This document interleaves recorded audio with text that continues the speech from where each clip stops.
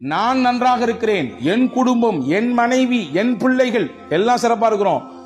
அண்ணன் எப்படி போனா நமக்கு என்ன, மாமா எப்படி போனா நமக்கு என்ன, உறவுகள் எப்படி போனால் நமக்கு என்ன என்கின்ற உணர்வு எங்கே வருகிறதோ அங்கே பரக்கத்தை எல்லாம் எடுத்து விடுவான். உங்களுக்கு ஒன்று தெரியுமா?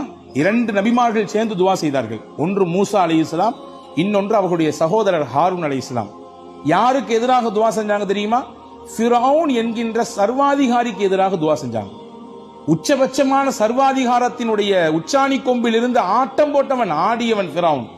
அவனுக்கு எதிராக அந்த 2 நபிமார்களும் துவா செய்றாங்க. அந்த 2 நபியில ஒன்னு ரசூல், மூசா அலைஹிஸ்ஸலாம் ரசூலுன்னு கட்டப்பட்டவங்க, உலுல் அஸ்முல கட்டப்பட்டவங்க.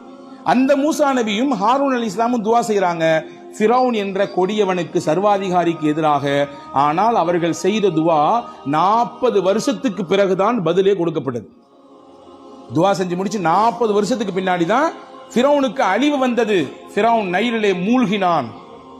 ஏன் இந்த 40 ஆண்டு கால தாமதம்? நமக்கு இயல்பாக கேள்வி எழும். ஒரு நபி கேட்கிற துவா, நீங்களோ நானோ கேட்கிற துவாவே நாளைக்கு உடனடியாக கபூலாக வேண்டும் என்று நினைக்கும் பொழுது, அல்லாஹ்வின் உயர்ந்த நெருக்கத்தை பட்ட 2 நபிமார்கள் கேட்கிற துவாவை 40 ஆண்டு காலம் தள்ளி போட்டான் அல்லாஹ். அதிலே பல காரணங்கள் இருக்கிறது. அதிலே முக்கியமான ஒரு காரணம் என்ன தெரியுமா? ஃபிரௌனிடத்திலே ஒரு நல்ல பண்பு இருந்ததாம். தன் உறவுகளை அவன் எப்பொழுதுமே சேர்த்து வைத்துக் கொள்வான். அவர்களுக்கானதை கொடுத்து கொண்டே இருப்பான், அவர்களை பராமரித்துக் கொண்டே இருப்பான்.